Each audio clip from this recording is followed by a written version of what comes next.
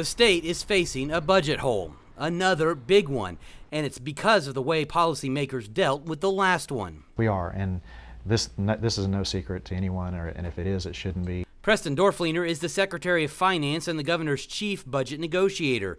Through documents obtained by Fox 25, we're getting new insight on how and why budget decisions were made. For example, that new license plate fee?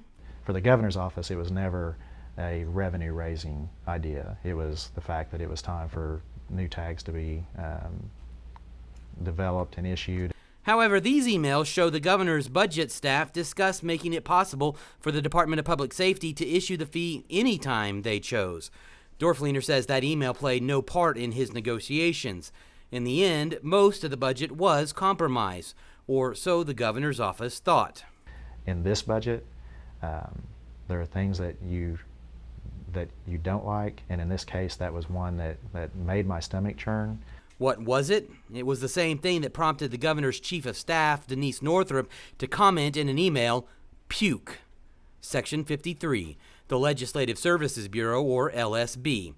Hours before announcing the budget agreement, there was something of a hostage situation. The House and Senate wanted more money. I'm not going to sit here and tell you that it wasn't a very difficult decision.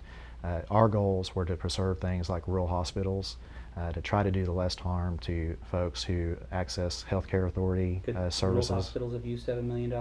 I would have much rather seen that money go other places. No question that smelled bad, looked bad, and this is a situation where, if we had more time to examine the budget, if they didn't rush a budget through in the final days of session and didn't threaten to hold the whole process hostage, we might see better budget decisions. We shared our findings with David Blatt of the Oklahoma Policy Institute. Lives were affected by decisions being made by very few people without anything close to adequate time to review and debate what was being done. We gave the House and Senate nearly a month to make time for interviews about this.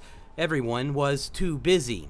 Statements provided by both chambers say they have taken cuts, and the increased LSB budget was to make paying constitutionally mandated salaries more transparent.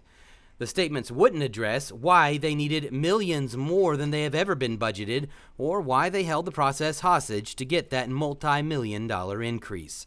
Phil Cross, Fox 25 News.